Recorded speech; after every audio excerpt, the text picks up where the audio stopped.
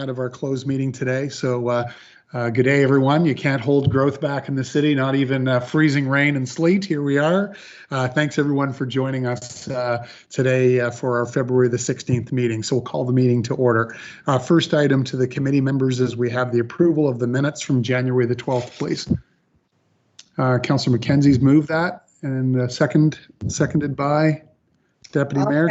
But I will, yeah. Pardon, Deputy, sorry? Yes, I will. Okay, perfect, thank you. Okay, and on the question, all those in favor? Thanks, anyone contrary minded? Not seeing or hearing anyone, thank you. Our next item, really happy to get back to this item. It's our Growing in St. John series, so I'll turn it over to David Dobbelstein to introduce today's speaker. Thanks, over to you, David. Good afternoon, Your Worship, members of Growth Committee. Just before we get started, I just want to check in with the clerk's office about whether we received an RSVP from. Yes, I just noticed you're a little bit low on your volume as well. So perhaps we're having Jonathan or Richard Evans. No. Are you on the line? We did not get an RSVP back from him, but there was an invitation sent out to Rory. Okay, so Rory doesn't appear to be on the agenda, so yes, he's in the lobby. He's here. Okay, he's coming now. Okay, perfect. I've just admitted Rory. There we are. Hi, Rory. Okay, over to you, David, for introductions. Okay. Welcome, Rory. Rory is the Chief Executive Officer North America at Multex. He joined the company as Chief Operating Officer in the UK before moving to St. John in 2018 to set up the North American side of the business. NB Power and the government of New Brunswick selected Multex from around 90 applicants, I believe, to advance the reactor technology in New Brunswick with the aim of deploying its first reactor at Point Lepreau by the early 2030s. Rory is an award-winning project manager, and he co-founded Energy Process Developments Limited to pursue advanced nuclear technology. He also sat on the International Atomic Energy Agency Molten Salt Reactor Advisory Committee. He is a Forbes 30 under 30 standout. He has degrees from Trinity College in Dublin and INSA Lyon in France. And when not developing SMRs, Rory enjoys hiking and is an avid skier. So welcome, Rory. We look forward to hearing about you and your experience of coming here. Thanks, David. Great to see you all here and some familiar faces too. Sorry if I was a bit late there. I had 12:15 as a start date, so I was just coming in a few minutes early. Anyway, time check. We have 30 minutes. Is that right? Or was it less? No, so about 10 minutes or so. Sorry?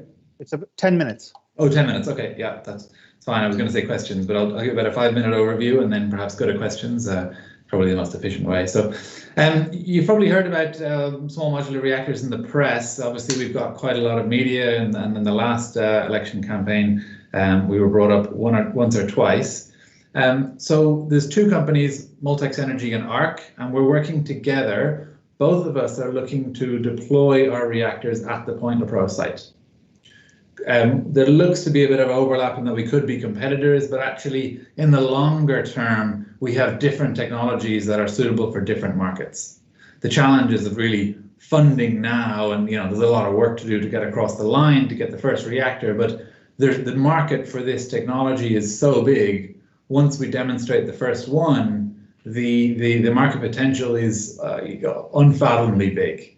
We're talking about thousands of reactor sales if we can get anything close to what we're talking about at the moment. And what we're talking about is, in our case, a reactor that is, I don't like to use these words, but it's the easiest to explain, is meltdown proof. We use a liquid fuel, so the concept of a nuclear meltdown doesn't really apply. We haven't come up with a scenario where we could have a radioactive release that would harm the public. So from an emergency controls point of view, it really changes and simplifies things. The other big one is we're looking at taking the waste fuel from Point Lepreau, recycling that and using it as fuel for our reactor. So instead of being buried underground for 300,000 years, we can put it into our reactor and create more clean energy. So we're getting a really good reception from the public on this, First Nations have been very interested. The biggest issue with nuclear historically is waste, and we have a solution to that. So that's most of our R&D work with the University of New Brunswick and the Canadian Nuclear Labs in Ontario now is validating that. The last point is it's not just a reactor we're developing, it's a hybrid small modular reactor and energy storage facility. So we're looking at storing the heat from it's a technology used in the solar industry. So we combine the reactor and this storage facility, and we can get storage costs at 10 times cheaper than storing electric battery storage. So it's not quite going to solve today's problems because it's a 10-year time frame before we can have a reactor on, but the potential for this to enable more renewables is pretty significant. It should lower the model is that we're reducing the cost of renewables because we can store the nuclear heat instead of storing electricity. So the whole grid gets cheaper. So that's just a high level about what we're doing here. The big model for New Brunswick is whatever province, whatever region builds the first reactor, they will be the ones that have the leading edge internationally. So in New Brunswick, there is quite a lot of good manufacturing capabilities. And if we're building the first one here, they'll be best placed to supply the components for other reactors around the world. And again, the numbers, like the province is very keen on this because the numbers internationally are really, game changing for New Brunswick. As I said earlier, if we get anything close to the reactor we're talking about, the market potential is huge. And we're getting utility customers from all around the world knocking on our door at the moment who want the second, but not the first. New Brunswick is uniquely placed to be able to build the first because it has the right jobs, has the right ecosystem. Our company was founded in the UK our inventor is from the UK, and he came up with this idea because nuclear needed to be cheaper. We were there trying to develop for a couple of years, and the UK, there was a couple of political issues. We couldn't really get traction with the government there. The Brexit was happening around the same time, and their energy policy was a bit of a mess. So we started looking in Canada. With a very good regulatory system, there's customers, there's good policy. And when we got to Canada, we kind of immediately made contact with NB Power, and they were doing this assessment of technologies at the same time. So they were looking for a company to come into New Brunswick. We were looking to move to Canada. So it was all just very well timed. So we've set up our North American headquarters here. We now have 15 staff in the St. John office, and we have done for a couple of years. We are just about to move into our phase 2 program. It's been a little delayed, it's been a little slower than we had planned, but we're getting pretty close. You've seen the funding for ARC there last week, which is great that they got that. And our plan is to move up to about 60 direct staff in 12 months once we get that. And we've just moved into a bigger office on Prince William Street there. Same building in the old Bank of Canada building on the bottom floor. And overall, this phase 2 is $100 million. And the University of Moncton estimated that overall, direct and indirect, that works out at 930 FTEs over 4 years. The exact ratio of that, what will be in New Brunswick and not, probably between a third and a half. But there'll be a lot of activity in New Brunswick, bringing in suppliers and using the ones that are here. So that's a very quick crash course on what we're doing here. But over to you. Obviously, the other big activities in New Brunswick is a partnership with the University of New Brunswick. We put in $500,000 there, and that was matched by the provincial government. So that's going quite well. We have some staff embedded in there. Perfect. Thank you, Rory. I'm just going to transition back to you here in a moment. But when I look at SMR as an opportunity, obviously with yourselves and ARC, when I look out my window and I look at the port with the modernization and expansion and the potential with CP, when I look at the university with the Allied Health Research Cluster, when I look at obviously the global players that we already have here in JDI, Irving Oil, Cook Aquaculture, and some of the other conversations we're going to have on our agenda today about a more inclusive and equitable social, cultural, economic potential for individuals to participate. There's a lot of potential here for us to go to another level. What I'm curious about, and it was great to have an overview. Thank you very much. I think it'd be interesting as well to hear just for a minute or two from you. What was it like to because part of this is we're also trying to get to know somebody that's packed up, moved here. What was it like to integrate into the community? Did you feel welcomed? What could we do differently? Could you sort of give us just a quick overview on that personal piece for you? What was it like? Yeah, well, so I moved in from London, $12 million person city, to St. John. What is it, 60, 70,000? So it was a bit of adjustment. As an Irish citizen, I really couldn't believe the welcome I had here.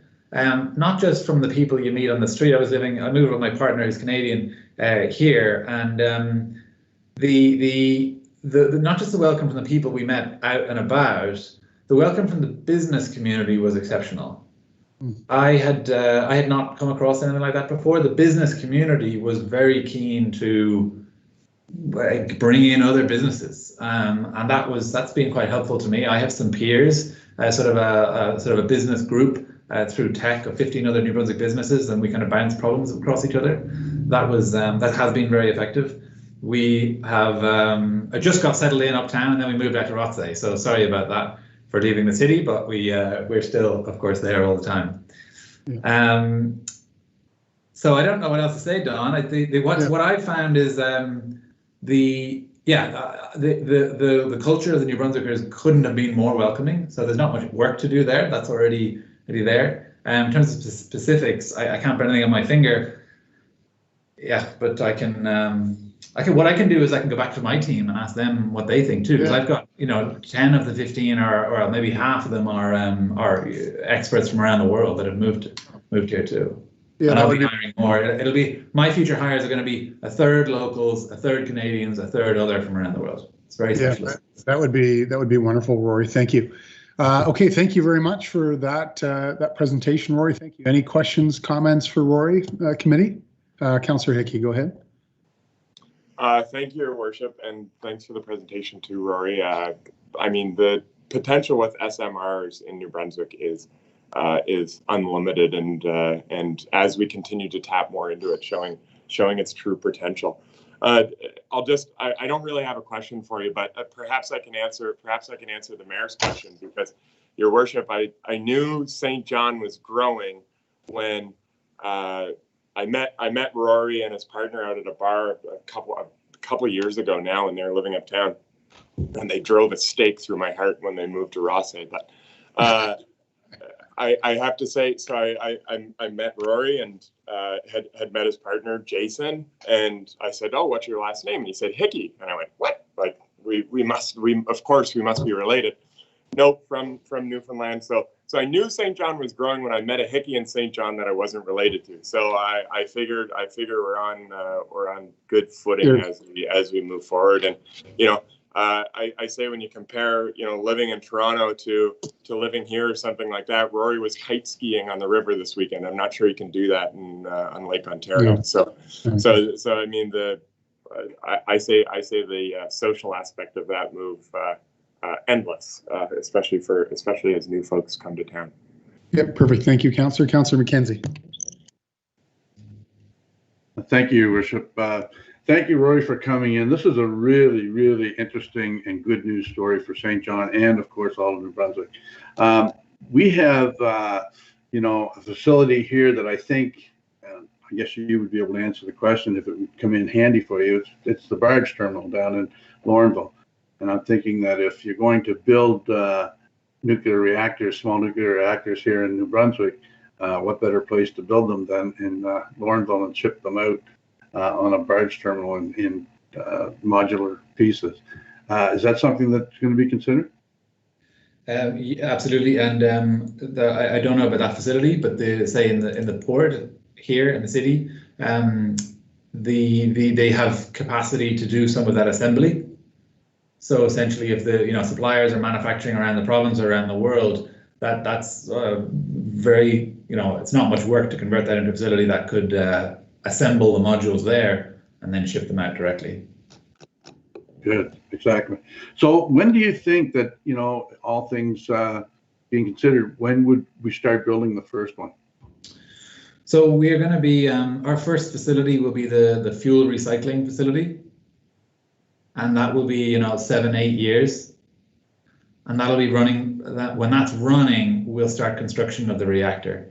The reactor won't be online until around 10-year mark. Okay. But the growth will happen steadily over that period. So this $100 million is our next phase 2. That's 3 to 4 years, and then you kind of multiply about 2 or 3 in spending over the next 3-4 years, and then you've got the construction is kind of the $1 billion project. Wow. That's really good news. Well, listen, I want to thank you very much for coming in and sharing this good news with the people of St. John and council here.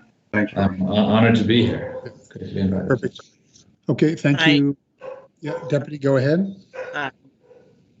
Thank you, Worship. Rory, I've met you before, I think, last year at some function or another when you were being introduced to the community, and I just want to wish you all the best, and I'm so pleased that the province is working well with you, and you know, you're off to a great start, and it's going to be a wonderful new investment for the province of New Brunswick. So just want to say the best to you, you know, to you and your company. I think it's wonderful that you're here, and we'll welcome you, and I'm sure Rosse welcomes you too. So all the best, and thanks for your presentation.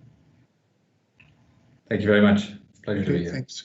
All right. Again, yeah, thanks very much, Rory, for being here. I think we've seen several mentions. We honestly doesn't matter where you live as long as you're in the region. The region, as I mentioned, the port and the hospital, and you know, CP and SMRs, and this region really has tremendous potential as an economic, cultural, social hub to go to another level, and I think it's just a matter of the region taking that working relationship to another level, so that in a short period of time from now, with the right provincial reforms from our premier as promised, then it won't matter where people live. We'll all be greater St. Johners, and we'll be thriving together and growing together. That's what matters most. So thank you very much for coming in today, and we wish you a great rest of your day. And you too. Thanks for having me. All right, thank you. Okay, committee, can I just have a receive and file on that report, please? Thanks, Deputy. Okay, thanks, and all in favor? Thanks, and anyone contrary minded? I can't see any of you, so I'm just assuming if I can't hear you, you're okay. All right, next item up is our Newcomer Employment Champion Program, and I'm going to turn that back over to Mr. Doppelstein for an introduction. Thank you, Your Worship. Members of Growth Committee, what you have before you right now is a brand new program, a pilot program called the Newcomer Employment Champion Program.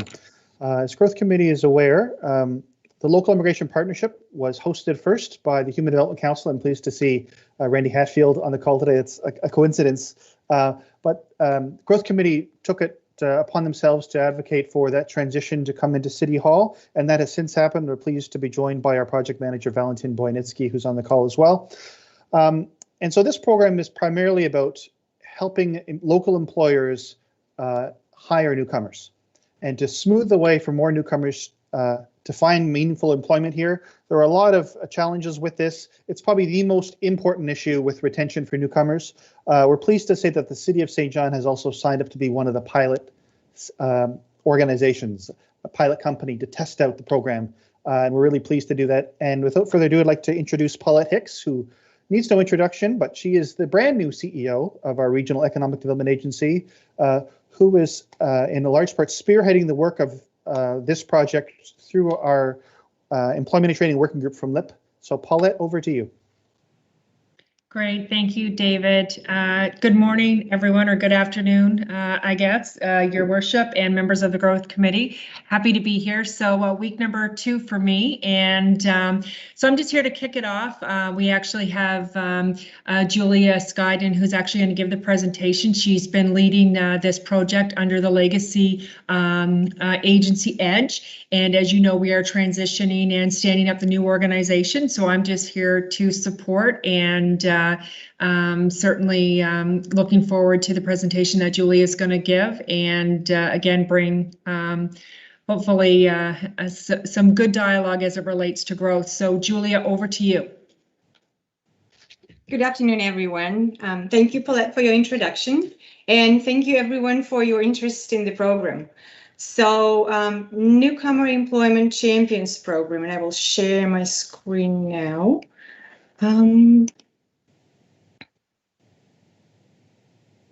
Just First, a brief overview of the context. Does everyone see my screen? Yes, we can. Okay.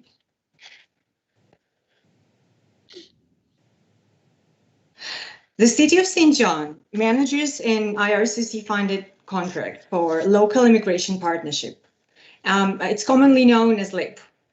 St. John LIP is an umbrella organization that acts through working groups. And Employment and Training Working Group is one of them. The working group is now led by the new Economic Development Agency for our region. And so the group developed the Newcomer Employment Champions Program. The program is at the pilot stage of implementation, as David mentioned, and it's moving towards the rollout to the wider business community. So why did we come up with this program? St. John was the only region in the country that registered a population decline in the 2016 census. So population growth is one of the top priorities on our agenda. The growth is mainly happening through immigration.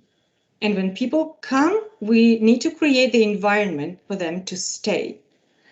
Our newcomer retention rates are low. Actually, we have the lowest one-year retention rates across all Canada, and we want to increase retention. We know that meaningful employment is the single most important component of retaining newcomers. So the changing labor force is the reality now. And the LIP Employment and Training Working Group wants to address employers' willingness and openness to hire immigrants. And we want to help employers with newcomer attraction, onboarding, and retention to encourage them to hire newcomers. The program offers employers best practices in 3 core areas that are crucial for successful integration of skilled immigrants into the workforce. So newcomer employees, they need to feel part of the community. They need to be introduced to the new working culture, and they need to feel that they belong there. There's an easy-to-use program guide to support employers during the program implementation, and we also offer a continuous expert support to participating companies. So what's in it for local businesses? Why should they participate in the program? Studies show that employing immigrant professionals leads to tangible benefits across the board for businesses. And it's especially true when the region experiences serious labor shortages, and the problem will only grow worse as more and more people retire.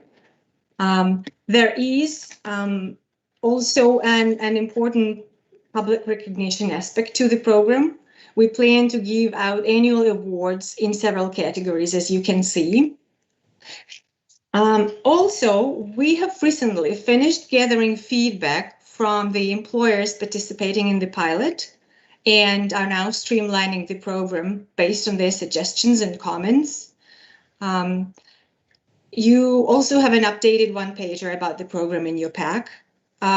We use this information to introduce the program to local companies and organizations and invite them to participate. And we are very happy that the latest addition to the Newcomer Employment Champions program is the City of St. John.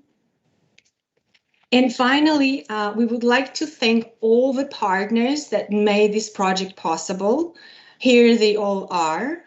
It's been probably a whole year of work on the program.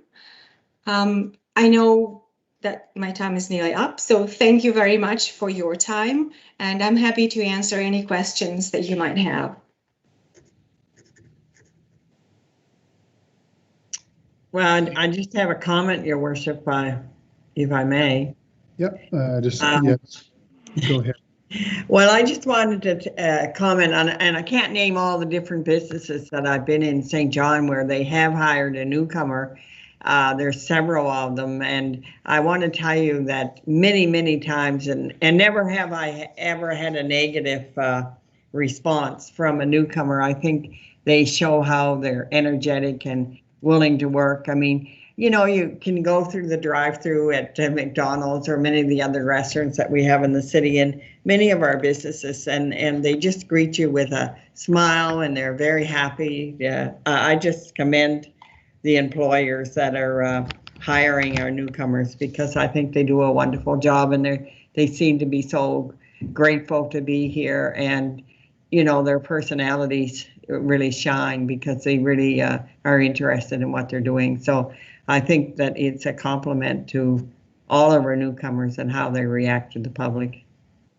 So I wanted to just say that I hope that many people, and we have more employers, take on newcomers, because I think they do a good job.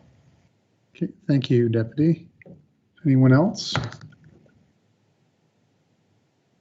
Okay, Councillor McKenzie, go ahead. Thank you, Your Worship. Yeah, I mean, I think this is so important that we, find partners and employers for people because I mean, without employment, people move around. They have to have employment. So I think this is an excellent initiative, and I want to thank you for coming in and sharing it with us. Perfect. Thank you, Councillor. City Manager.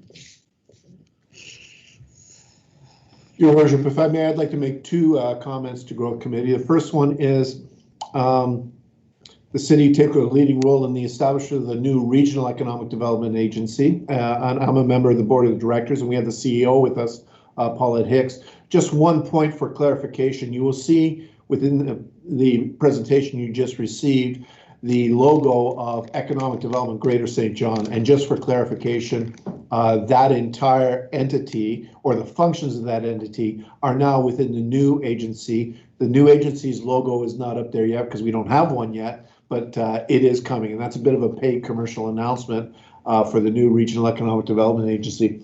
My second point is, as city manager, we did willingly sign on to be one of the employers for this initiative. I must tell you personally that I believe the city of St. John can do much better in terms of hiring immigrants moving forward. And we need to have some serious discussion and analysis as to how we do that. And we don't put our signature on things lightly. We have signed up to this program, and we will be working towards that end. Thank you. Okay, thank you. Don't see any other hands. I just have a couple of comments, I guess. Thank you very much, Julia, for your presentation. Thank you to everyone who's participated. There's a powerhouse list there of champions in this community that just do absolutely amazing work. As I looked at the presentation, I guess it's feedback for the group to contemplate, for you, Paulette, as well, as what does success look like, is what I think it's a great initiative. But what does success, and how will we measure our progress? Obviously retention rates, growth rates. Certainly, Julia reminded us of where we were in 2016, but we believe by focusing on population growth, having a strategy, having a roadmap, having a LIP, and having conversations about the need for growth, talent attraction, talent retention, that we have for the first time, other than a blip a decade ago, turned around the decline of population. So we need to keep going from that. So certainly interested, in the future, and hearing what success looks like and how we're going to measure that progress. I think, having very honest conversations as a community on what's working and what's not working. And we've all heard tremendous celebrations of immigrants coming to our community and being integrated in wonderfully, and no different than anybody else. A job somewhere safe to live, a community network. We've heard amazing stories, and we've heard on the flip side as well. And I know this is not what the deputy meant in her comment, but I don't want to just see those newest to our community only working at McDonald's and Tim Hortons. We have highly educated, multi-degree carrying newcomers to our community who are struggling to navigate through the system and get be gainfully and meaningfully employed, and we need to change that. So very, very honest conversations about that. Obviously, everyone I think in this group understands how critical talent is. So I'm really glad to see the LIP and our new economic development agency. I know we'll continue to work with employers that so that they understand this. Put a resume out or put a job application out and get 50 applicants may not be the case in some skill sets, because the talent is under great demand, like the IT sector and other sectors, right?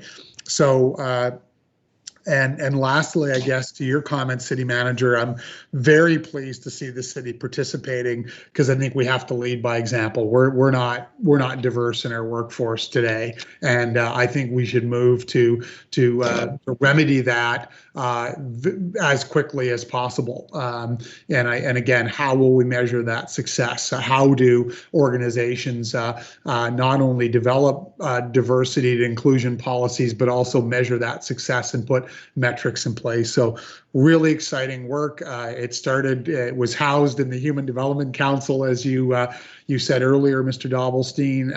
It started, and we are in a much better place in a very short period of time. I think it was only a couple of years ago when the LIP was first born in St. John. So again, thank you for the presentation today. I think we're heading in the right direction. There's a tremendous amount of urgency, I think, around population growth. And lastly, I'd say this greater region of St. John, so full of potential. There's a few little issues and barriers we have to kick to the side, but I like to throw around big targets. Why not 100,000 more people living in Greater St. John between now and 2035? Why not? So let's set up some really great targets and put all the action plans and metrics and measure our progress and move forward. So thank you. Paulette, did you have any closing comments? Yeah, I did. Thank you, Your Worship. So to your point, so thank you to the city manager. He did pick up on the logo, but that was intentional. I think part of this message is the legacy work that was done by Edge, so credit to them. It's a pilot, it's a kickoff. The commitment from this new organization is to take this to another level. And you're right, Your Worship, Julie and I had a good conversation last week talking about how many employers. Currently we have 9. My gut tells me that's too low. So how do we build that up to make sure that this is a meaningful program that builds with employers, but then we also measure how many are actually gainfully employed? What is the retention rate? I mean, that's some of the data that Julia in her very early days just can't get. So we really do need to build that out. So the next presentation will be well representative of the new organization. It will go through the strategic planning process as it relates to the points that you made. So thank you for that. We're excited, and I think it's a great kickoff from a pilot perspective, but absolutely this can be scaled not only for the city of St. John, but for our entire region. Yeah, absolutely. Your Worship, if I just may clarify, I didn't mean anything by saying that, it's just happened to go through McDonald's the other day, and the person was so friendly and was doing such a wonderful job. I mean, I know there's high-tech jobs and everything in the city, but, there's all kinds of frontline workers, whether it be in retail, that they're just as important too. So I didn't mean anything by making that example. So. No, I know you didn't, Deputy. Just, yeah, thank you. Just one last comment, I guess, to the group on this topic, and then we'll finish up. I think the other piece that I think is important, and we've seen some examples most recently, is how will we also work with the community overall? And we not only have those champions in St. John, but of course the New Brunswick Multicultural Council and others, so that we can educate and engage the community on the importance of immigration, inclusivity, diversity. And so there's that piece of the puzzle as you were working through your fantastic presentation today, Julia, that's the one note I wrote down on your slide, on the best practices slide. So what best practices and how do we work? And I know Prude, Newcomers, the YMCA and others are doing that community engagement piece. So it's really important. So. Fantastic presentation. Thank you very much. And I'll just have from committee receive and file, please. maybe. So moved. Thank you, Deputy. Okay, okay, well, I just assume I've got a seconder. We'll call a vote, even though I can't see any of you. All those in favor? Thank you. Aye. Anyone contrary minded? Okay, Aye. perfect. A unanimous vote. So there we go. Thank you. Excellent. Thank you very much for your presentation and enjoy your day. Next up, we have a housing report. So we have a number of items in this section. Very, very important conversation, something that the Growth Committee has spoken about at every meeting, but certainly something that we know as a community we're talking a lot about these days. So I'm going to turn it over to Mr. Phil Ouellette to give us an introduction, and then we'll go through. Thank you, and through your worship to the Growth Committee. As highlighted to the Growth Committee in presentations over the last couple of years, the city has taken small but important steps to support the federal and provincial governments in the support of affordable housing in St. John. These include municipal plan policies to provide greater inclusion for transitional, social, and affordable housing, and urban development incentive program available to affordable housing developments, among others. However, those efforts responded to the challenges we faced at that time, and we are now facing a new and escalating challenge, and it's a different time, further impacting residents of St. John, which in turn requires additional facilitation and coordination by the city to identify sustainable resolution. Obviously, while acknowledging that the federal government and the provincial governments will always play a leadership role in programming and funding towards affordable housing, the city's next steps on affordable housing will always incorporate and benefit from the phenomenal affordable housing nonprofit sector we have here in St. John. Staff have coordinated 3 affordable housing related presentations today for the Growth Committee, which will begin to tell the story of what we are facing here in St. John and how the community is responding.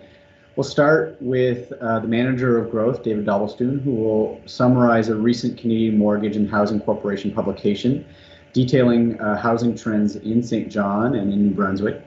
We've also invited a good friend of the Growth Committee, the Executive Director of the Human Development Council, Randy Hatfield, who is also the Chair of the Planning Committee of the upcoming Affordable Housing Symposium.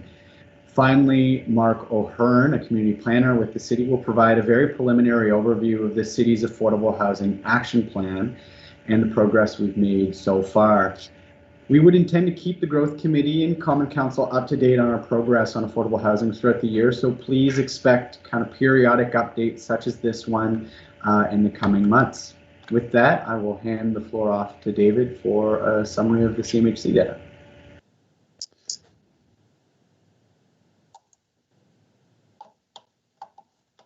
All right, thank you, Phil. I'm just going to try to share my screen here. And please let me know if you can see this. We can, David. Okay, thank you. All right, so the report that you have before you today is based on CMHC's 2020 rental market study. And this was conducted in October of last year, and the results were released about 2 weeks ago. They complete this survey every year, and it's for every urban area in the country with populations of 10,000 or more, and it's done by looking at rental units that have 3 or more units and have been on the market for at least 3 months.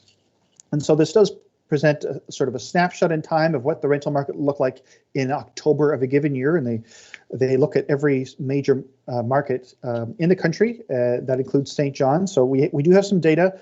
I should point out a few caveats. Some of the data is what they would say very accurate, and some of it they would caution us to use with caution. So some of the data that they would suggest that we use with caution because maybe the sample size wasn't large enough, we've excluded in terms of the data. And I'll point out today whether some of the data is the regional level data, the CMA data, and whether some of it is taking a deeper dive.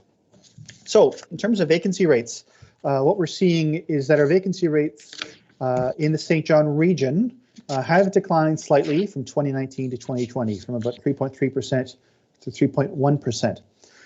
This is almost certainly triggered from population growth. The region is growing, and the city is growing in particular. And we also know that people are starting to downsize more frequently. A lot of baby boomers are wanting to sell their homes, and we're seeing sort of an uptake of people moving from homes into rental units where there's less maintenance. I would point out that we do have higher vacancy rates than Moncton or Fredericton. And so what this means is that development has not yet kept up with demand. So this is a good and bad thing, right? It's not good because lower vacancy rates tend to correlate with increases in rent. The good news about this is good news for the city in terms of attracting new development. It's telling us that there is a lot more opportunity for developers to set up shop here and to build more units. And we're certainly seeing this even despite record housing. So these are housing completions. I know you often hear us talk about permits, and that's usually what the city reports on, but this is housing completion. So these are all the units that are completed in a given year. This is reported by Statistics Canada.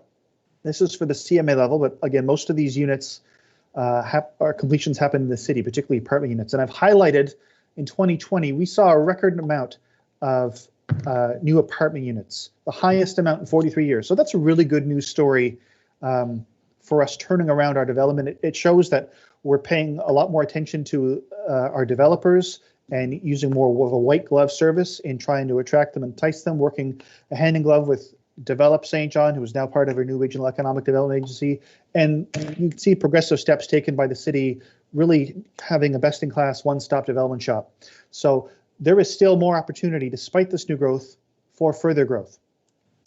Now, we can see some of the vacancy by the size of a unit. And so we have seen a decline in vacancy from one bedrooms.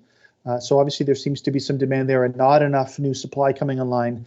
And same with 3-bedroom. And this is significant for a number of reasons. So we saw the largest amount of increase in units in our rental universe last year, 243 units coming online for 3-bedrooms. It should be noted that so there's still decreasing vacancy, and that by far had the largest amount of units coming online.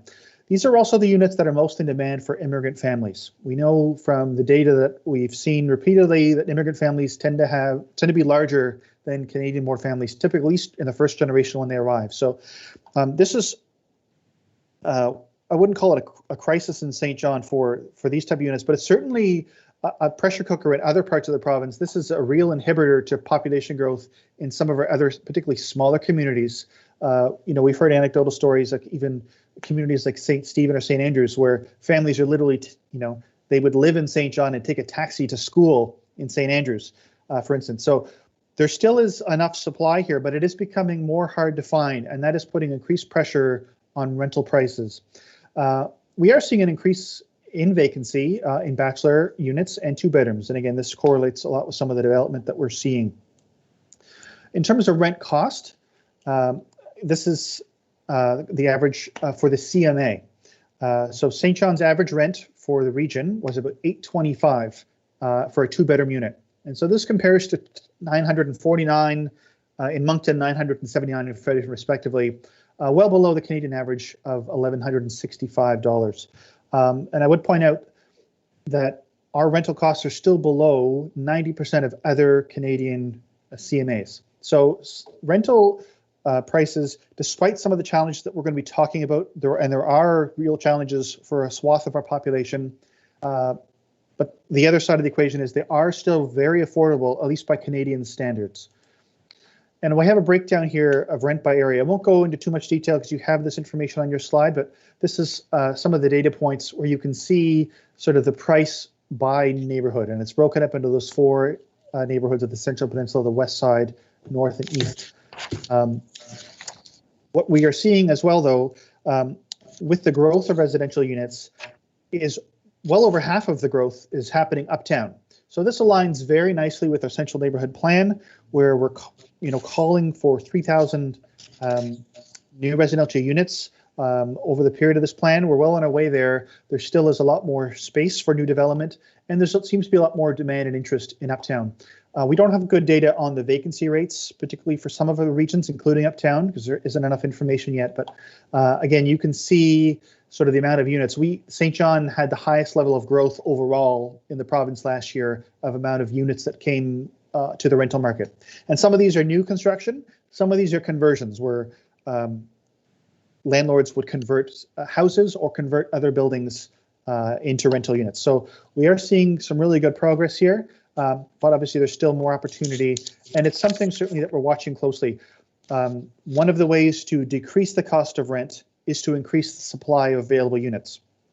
And I think, as everybody knows, that's a good thing. But developers, from what we're witnessing often, are pushing the higher end units, and we're trying to have conversations about how do we get more affordable housing in St. John? How do we get more of that sort of middle of the road rental units, like the $800 to $1,400 a month units? So in terms of some just quick insights, what we're seeing is there's strong demand continued for rental units in the St. John core, and 90% of all rental units are located in the city. We're seeing decreasing vacancy due to population growth and immigration. We are still very affordable, at least by Canadian standards. However, the cost of rent is increasing across the board in the city. It was a 3.6% increase for the CMA. That was the average. And that was well above inflation, which in 2020 was 0.62%, much lower than normal because of COVID. So that is concerning. On the flip side, it also is the Canadian average. So you have to weigh those two things when we're looking at this. But it is fairly clear, looking at the data so far, that development is not keeping pace with demand. And that probably is having an impact on rental prices, particularly for some units. We also do know from census data that almost a third of the population here are spending 30% more on shelter costs, which is sort of a trigger point, a warning point. We want, obviously, to have people spending less than 30% on shelter, but that represents about 5,000 people. And around close to 2,000 people in the CMA are spending around 50% or more on shelter costs. So these folks are the most exposed to rental increases and to rental spikes, rental shocks. So obviously, these are something that we are concerned about and monitoring. We shared this presentation, and again, this is publicly available data from Cmhc and Statistics Canada. We are going to investigate whether all housing costs are built into this model and into this survey.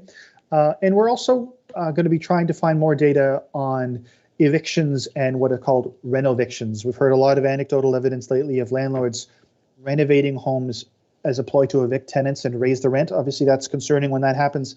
We don't have a whole lot of good data on the frequency of which that is happening, but that is something that we are going to be monitoring, and that certainly warrants further investigation. So I'm going to leave it there, and I'm going to turn it back over to Mr. Willett.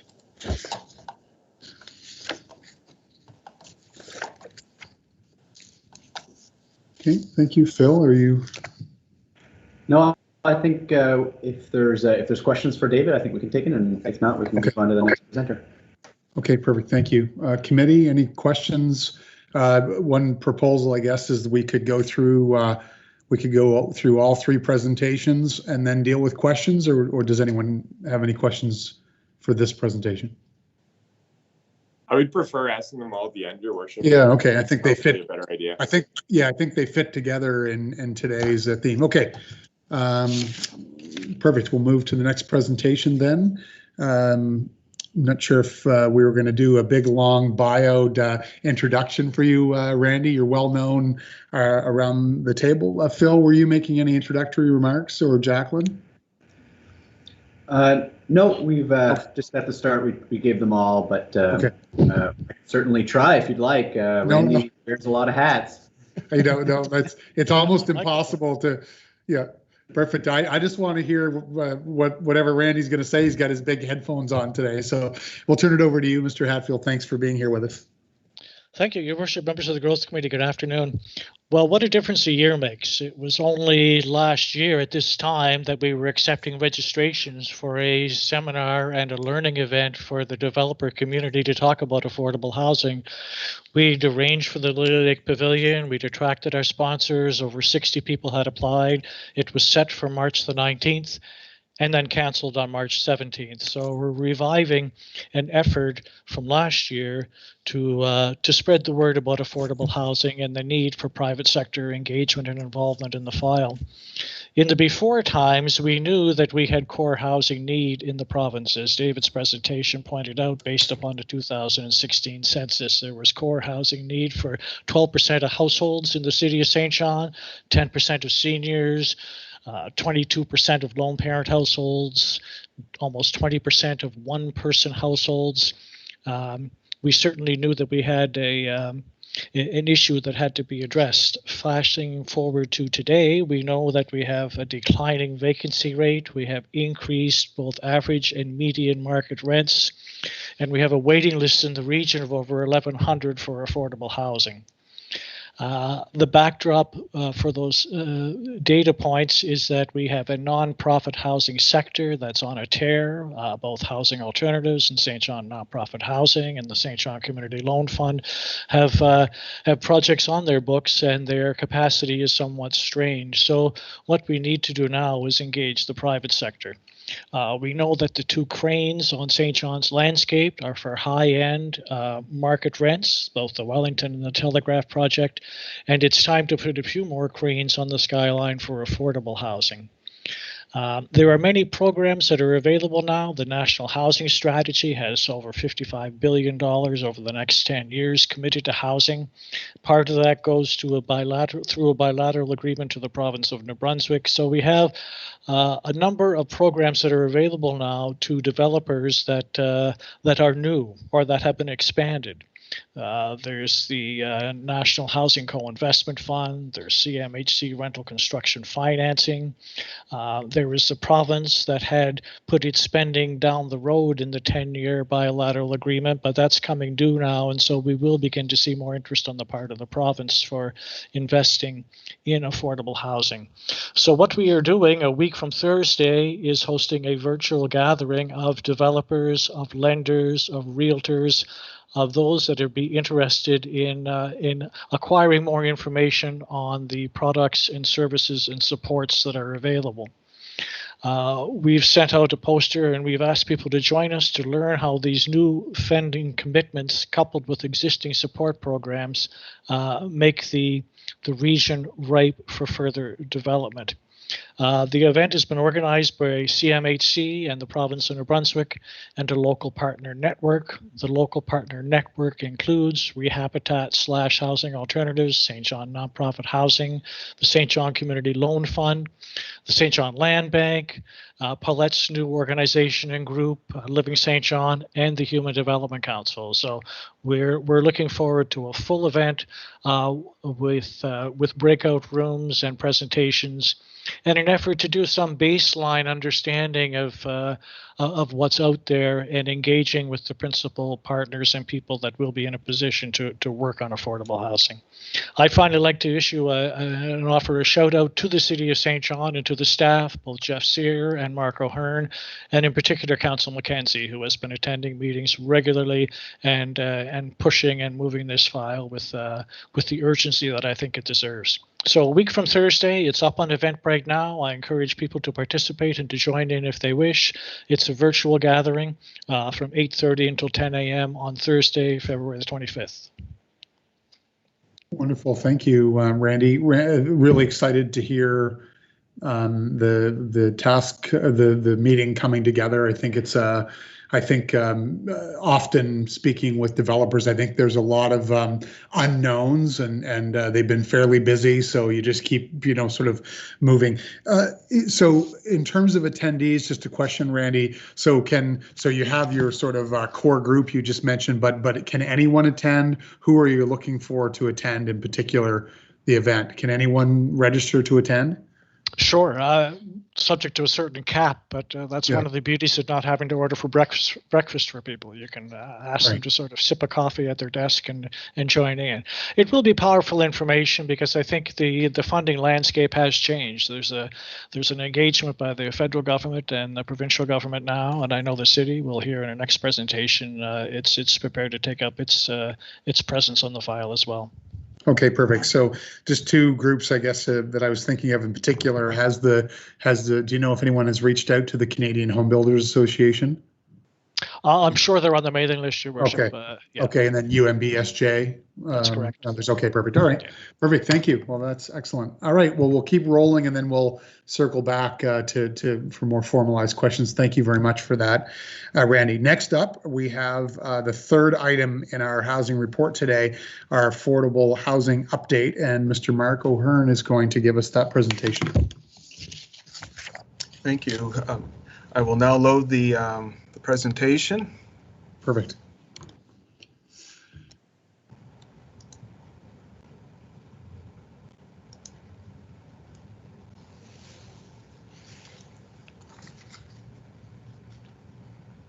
Thank you for this opportunity to talk about the Affordable Housing Action Plan. The purpose of the action plan is to provide direction for the city and other key stakeholders in addressing the affordable housing needs of our community.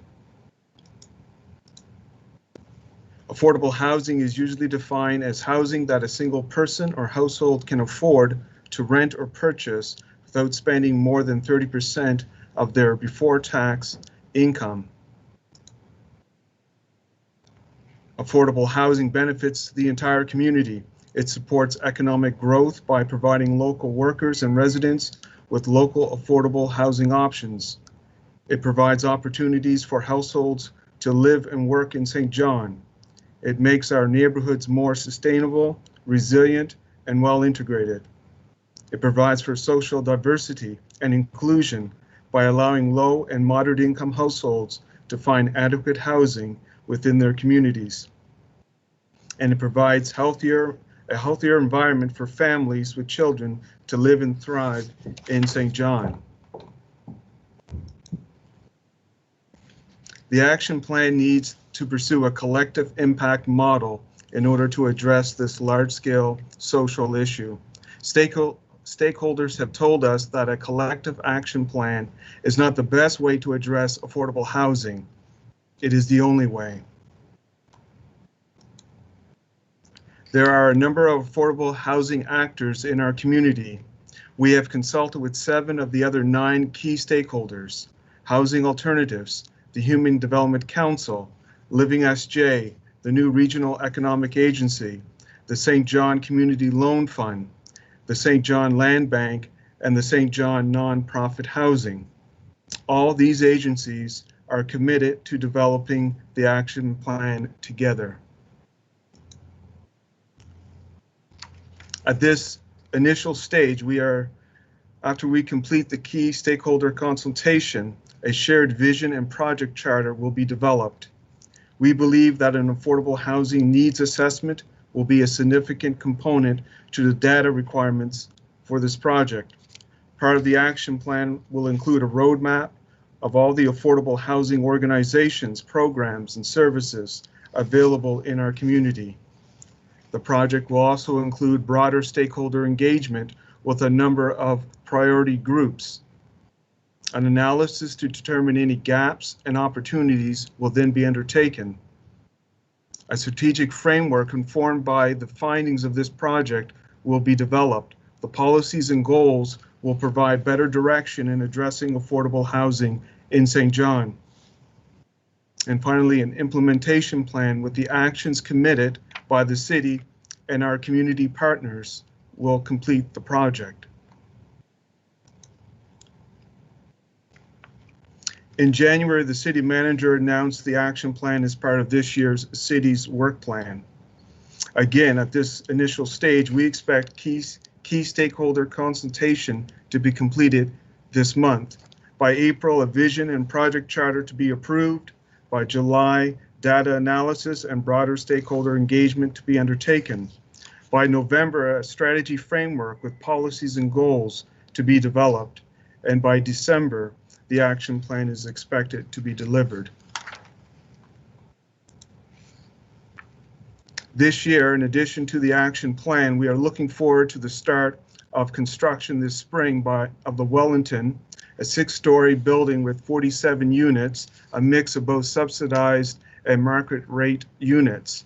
Last year, we supported this project through the facilitation of a PAC variance application. We are also looking forward to the conversion of St. Vincent's School into a 60-unit residence, providing 30 affordable units. Last year, Council provided a letter of support for the funding of this project through the Federal Rapid Housing Initiative Program. We also supported this project through the facilitation of a rezoning and variance application in 2016. Housing Alternatives expects to complete and have the affordable units occupied by April 2022. Finally, the city is supporting this month's Affordable Housing Symposium and will be providing a presentation. That concludes our Affordable Housing Action Plan briefing. Thank you. Okay, thank you very much, Mark, for the presentation. And we'll open it up now for broader questions, comments from committee.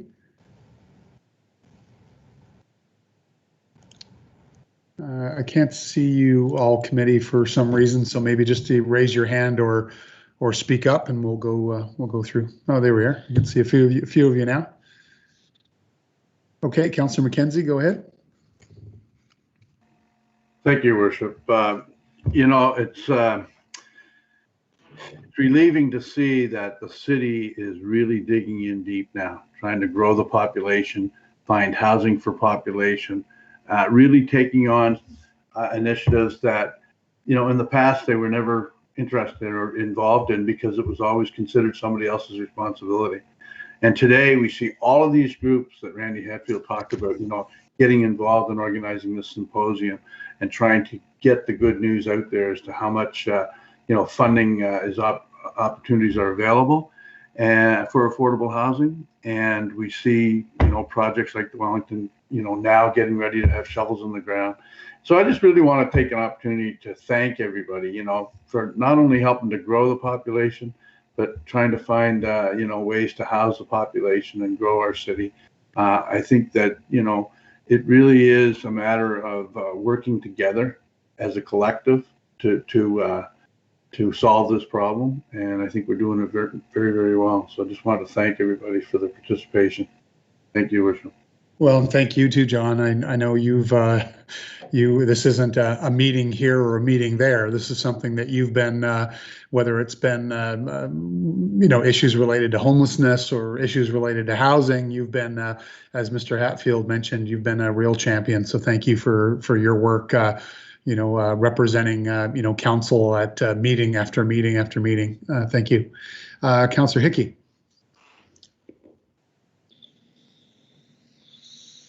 Thank you, Your Worship, and certainly thanks to David and Randy and Mark as well for their work, and of course, Councillor McKenzie for your continued work on this file. Look, the more I look at these numbers, and the more I look at the profile specific to Ward 3, the more concern I have on affordable housing. I know the amount of work and championing that folks like Randy and certainly organizations like St. John Nonprofit and Housing Alternatives have made. And the more I look at the trends that we're seeing, the more scared I am for the dynamics of specifically Ward 3, specifically the Central Peninsula.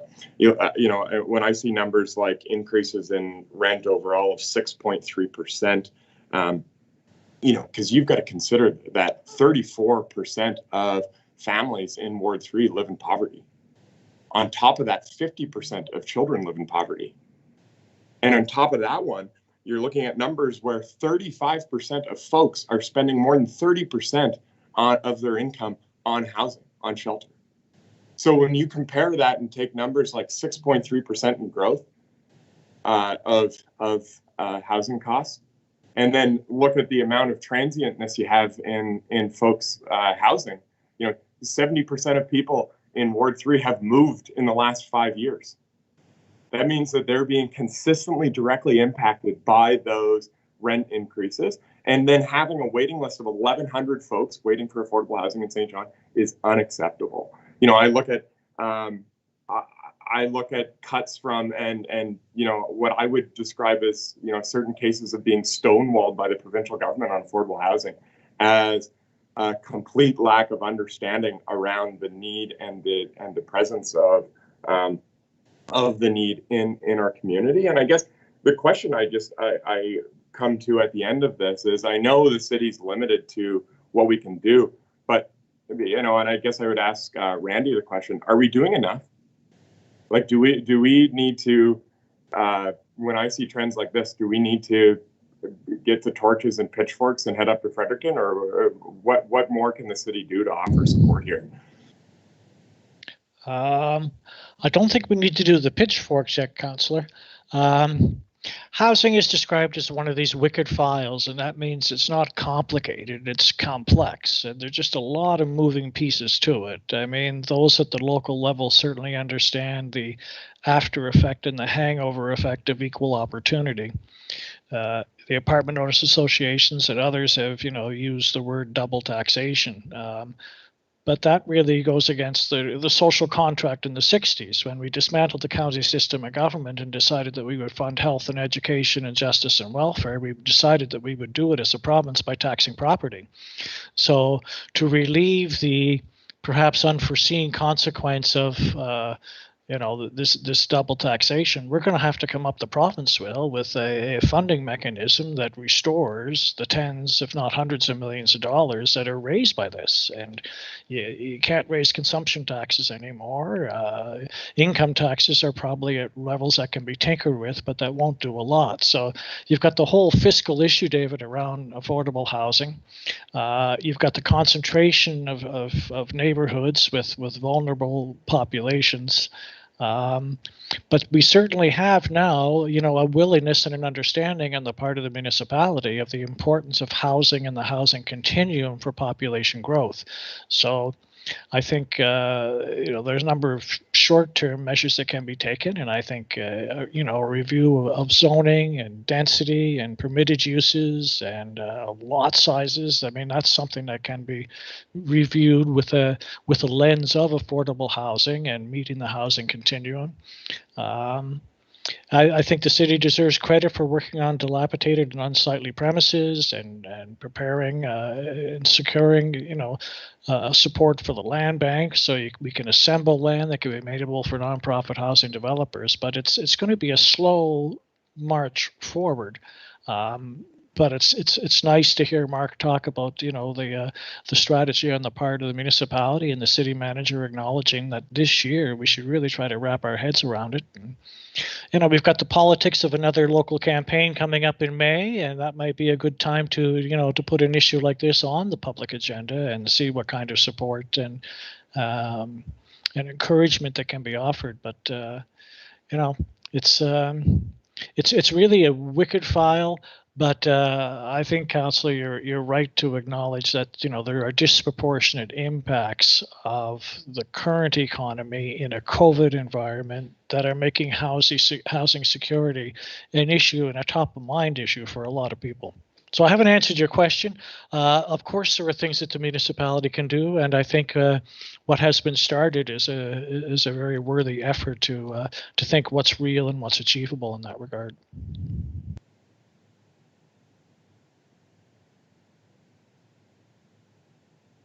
Oh, Your Worship, you're on mute.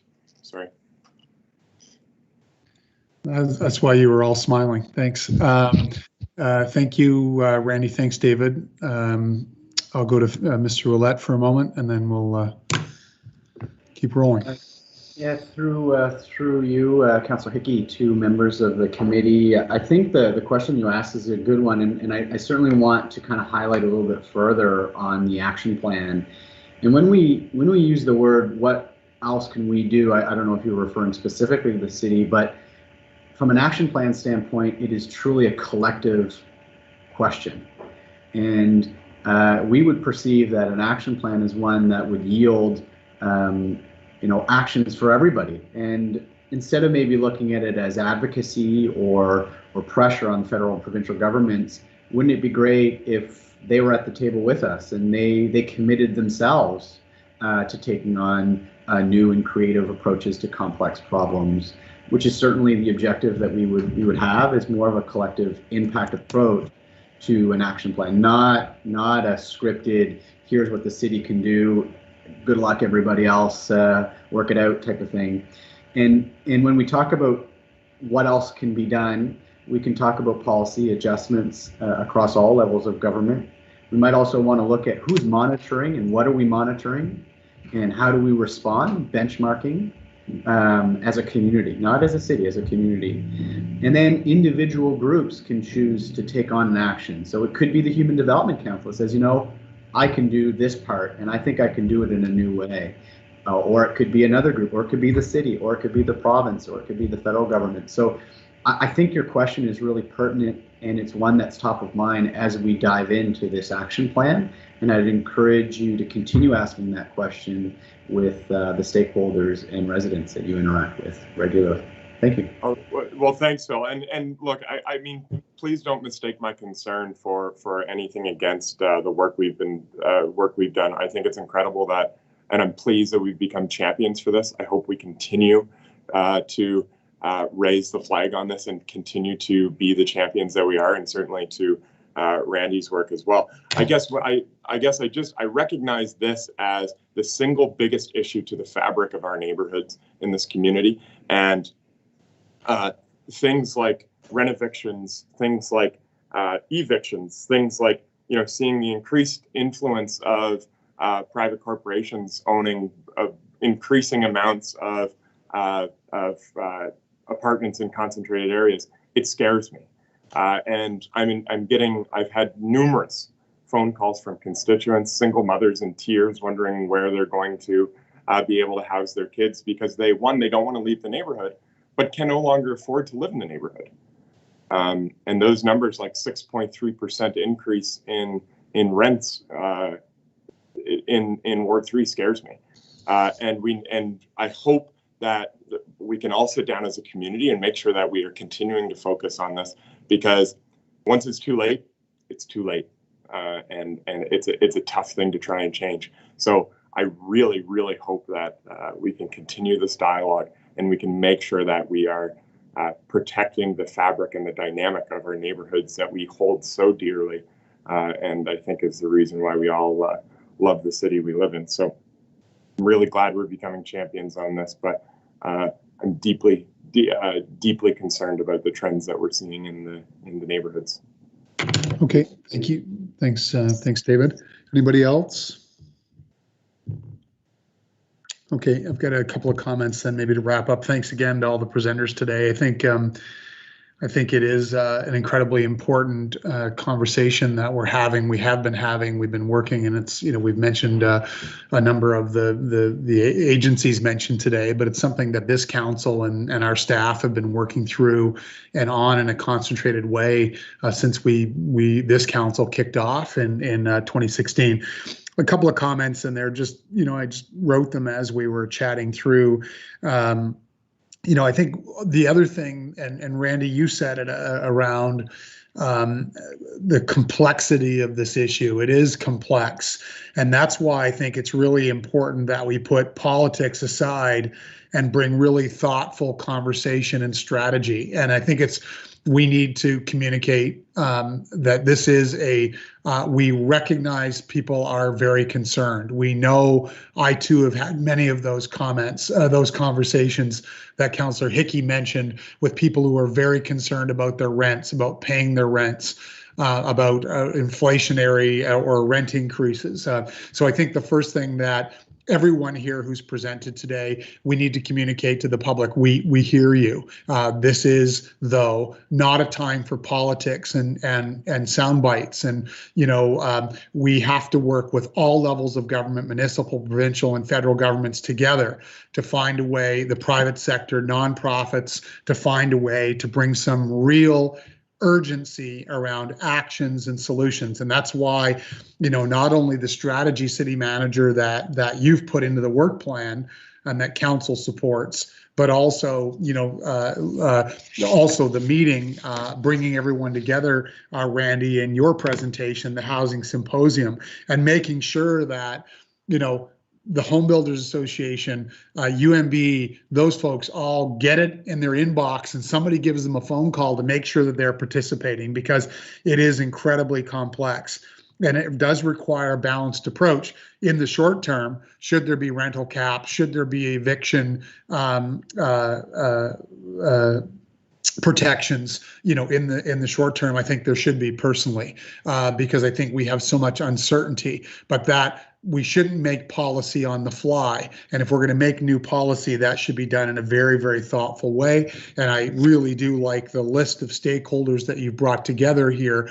And you know, if we augment that with the private sector folks and tenants' rights folks, although I look at Housing Alternative and Human Development Council and the loan fund and, you know, St. John Nonprofit Housing as being able to represent tenants' concerns there very well. We should make sure tenants are included as well. So the concerns are very real. I think it's important that we hear, but we need to take those conversations that we're having and wrap data around it so that we know exactly where we are. Because in my view, and I've said this many times to folks, it's got to look at not only the housing continuum that you talked to, Randy, but it also has to look at regulation and incomes and cost and supply and taxation and tenant protection and mortgage rules and demand.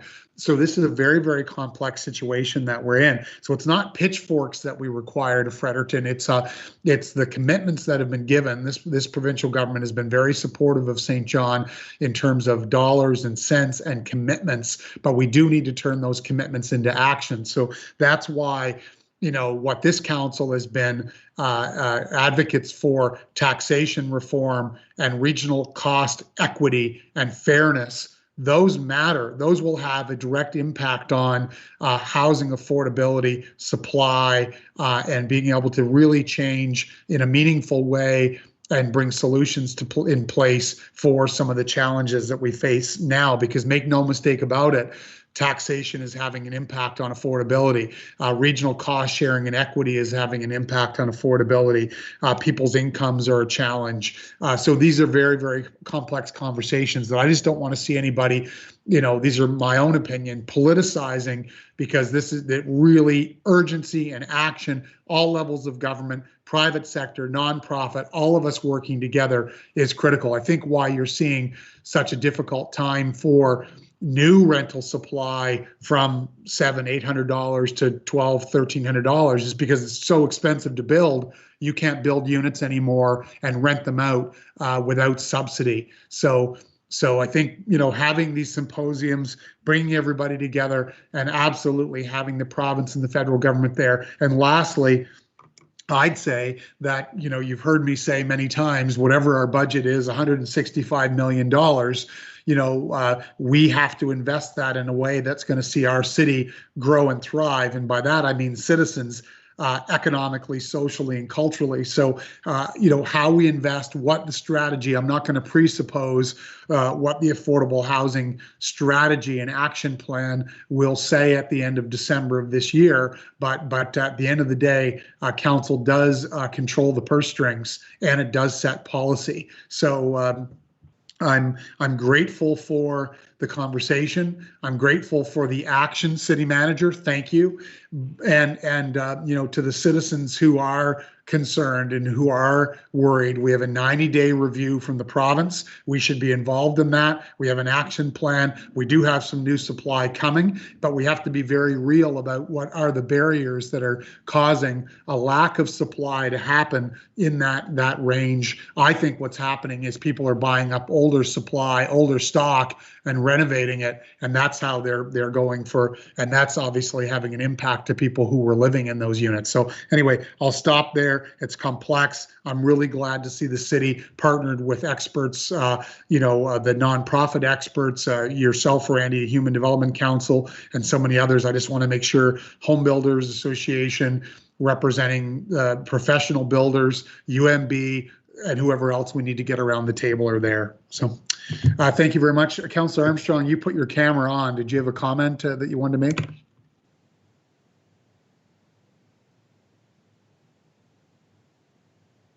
Okay, maybe not.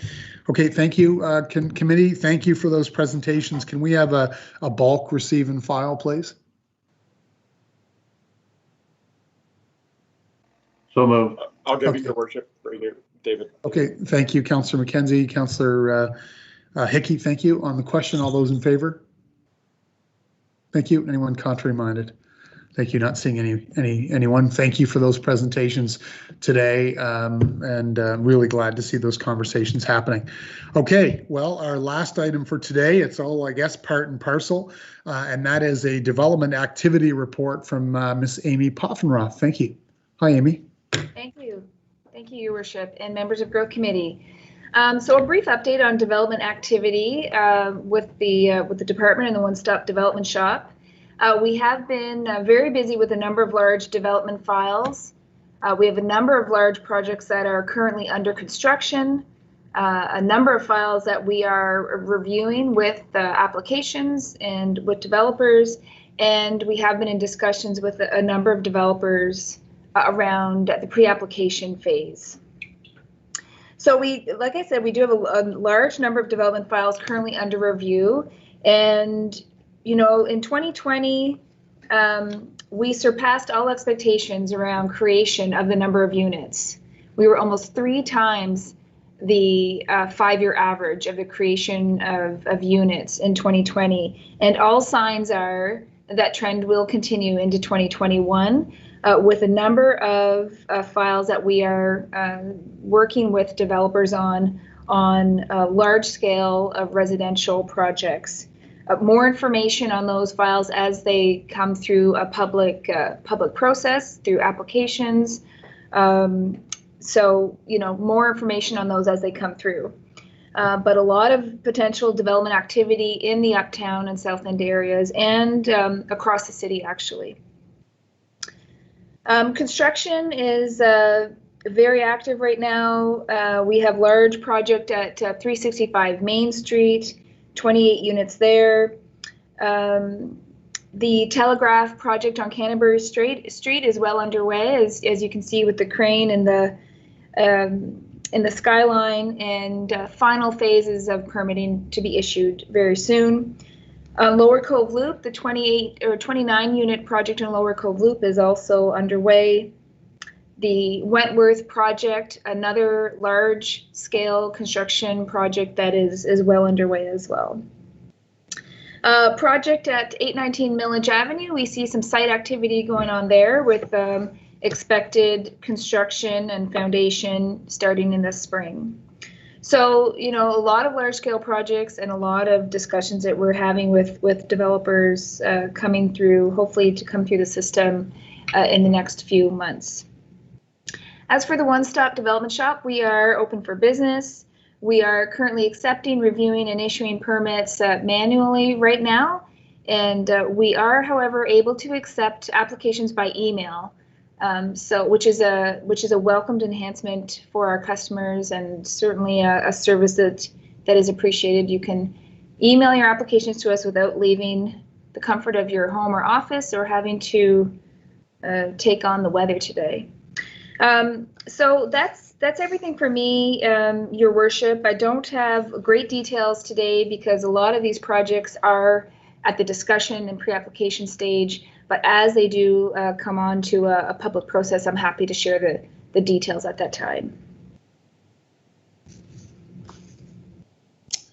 Thank you very much, Ms. Poffenroth. That is, it is excellent news. We do have projects happening. I was out for a bit of a drive on the weekend, so checking out projects happening in all ends of the city, which is good, and it's great to sort of keep that momentum rolling along. And coupled with the conversation that we just had previously on our agenda, certainly acknowledging that there's some room and opportunity to work with other levels of government, nonprofit sectors, and the private sector to increase supply at more affordable levels. But the market is also speaking in some of these projects right now.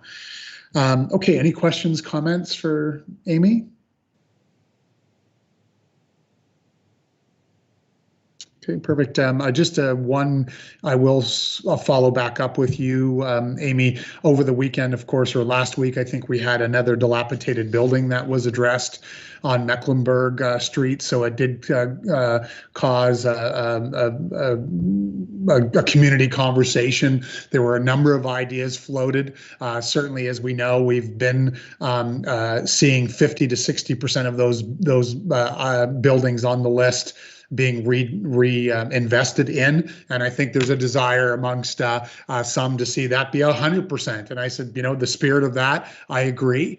So we're trying to guard public safety. So I will certainly circle back with you and share with committee some of those comments that you know, if there are some bylaw enhancements and other opportunities for us to look at, we'll certainly do that. But we know often there's some provincial legislation and other things that may need to be adjusted as well. So, okay, well, thank you very much for that development activity report. You're welcome. Okay, thank you. Committee, that is all we had for today. Thank you very much for attending today. Thank you to all of our staff teams from Growth and Community Development, from our building inspections teams from Develop St. John, our new regional economic development agency, which is continuing to come on stream by the day. And you know, I think what we've talked about is a lot of very important growth-related initiatives today: investment attraction, population growth, tax-based growth, some very humanistic challenges or human challenges that we're facing around affordability. So we're working on those issues as well. We heard about not only a story from Rory O'Sullivan today in terms of some exciting technology and opportunity on the economic front, but what is it like to move here from Ireland to Canada's most Irish city? Very fitting that Rory would have been in St. John, New Brunswick. We've heard about the new the housing symposium that is coming up on the 25th of February. So I think we've had a very active conversation today, and want to say thanks as well to committee members. So since the early, since 2016, when we kicked off our growth committee with our roadmaps, with our strategies, this city is working on, in one way or another, growth, and is focused on growth on a daily basis. And that's why we're seeing some very positive results. So it will never turn and happen fast enough for this guy, but we are seeing very positive results, and we want to say thank you to everybody. Okay, well, thanks very much. Councillor Armstrong, you turned your camera on again. Did you have anything? No? Oh, okay. I can't hear you, but I'm still here. Okay, perfect. Okay, thanks. Okay, well, thanks everyone. That's an adjournment for today, and thanks very much for attending. Thanks to all of our staff teams for you do all the work. So thanks for all the support. Take care.